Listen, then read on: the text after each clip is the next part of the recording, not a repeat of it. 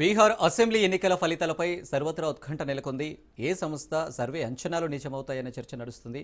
Bihar assembly ఎన్నికల్లో సత్తా చూపిస్తామని, మార్పు దిశగా రాష్ట్రాన్ని ముందుకు నడిపిస్తామని ప్రకటించిన రాజకీయ వ్యూహకర్త జన్ సురాజ్ పార్టీ అధినేత ప్రశాంత్ కిషోర్ ఉరఫ్ పీకే పెద్దగా సత్తా చూపలేకపోయారని సర్వేలు చెబుతున్నాయి. ఇక పోలింగ్ అనంతరం పలు సర్వే సంస్థలు బీహార్లో ఎవరికి ప్రజలు పట్టం కట్టారన్న విషయాన్ని ప్రస్తావించే ముఖ్యంగా 148 స్థానాల్లో నేరుగా అభ్యర్థులను దింపి మార్పు కోసం ఓటు నినాదాన్ని అందుకున్నప్పటికీ పీకే విషయంలో ప్రజలు పెద్దగా ఆసక్తి చూపలేదని సర్వేలు తెలిపాయి.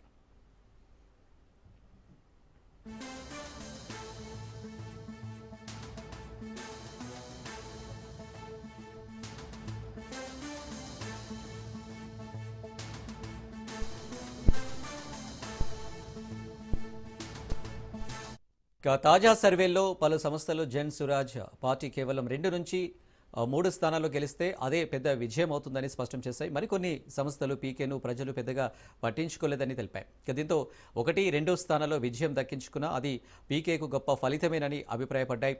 అయితే పీకే సహా ఇతర చిన్న చితక పార్టీలు ప్రధాన ప్రత్యర్థి కాంగ్రెస్ నేతృత్వంలోని మహాగఠబంధన్ పరోక్ష పరాజయానికి దారితీసే అవకాశం కల్పించాయని సర్వేలు తెలిపాయి. ఓట్ల చీలిక ద్వారా ఎన్డీఏ బలపడే అవకాశం ఉందని పేర్కొన్నాయి. ఈ నేపథ్యంలో ఎన్డీఏ మరోసారి విజయం సాధించే పరిస్థితులు ఏర్పడ్డాయని విశ్లేషించాయి.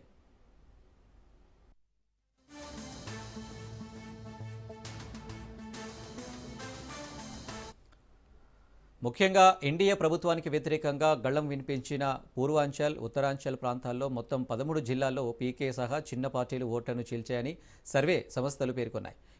ఆది నుంచి మహాగఠబంధన్ ఆయా జిల్లాలపై ఆశలు పెట్టుకున్న ప్రభుత్వ వ్యతిరేక ఓటు చీలిపోవడంతో కాంగ్రెస్ నేతృత్వంలోని కూటమికి లాభం దక్కలేదన్న అభిప్రాయం వ్యక్తమైంది. ముఖ్యంగా ముస్లిం మైనారిటీ ప్రాబల్యం ఉన్న పూర్వాంచల్లో కాంగ్రెస్ కూటమికి గట్టి దెబ్బ తగిలినట్టు అంచనా వేశాయి. ఎన్డీఏ వైపే మధ్యతరగతి ప్రజలు మొగ్గు చూపినట్లు సర్వేలు తెలిపాయి. జీఎస్టీ తగ్గింపు సహా ప్రధాని మోడీ ఇమేజ్ బాగా పనిచేశాయన్న అభిప్రాయం వ్యక్తమైంది. ఏదేమైనా దేశంలో అనేక పార్టీలకు ఊతంగా మారిన పీకే తన సొంత రాష్ట్రంలోనే సత్తా చూపలేకపోతున్నారన్న వాదన మాత్రం బలంగా వినిపించడం గమనార్హం.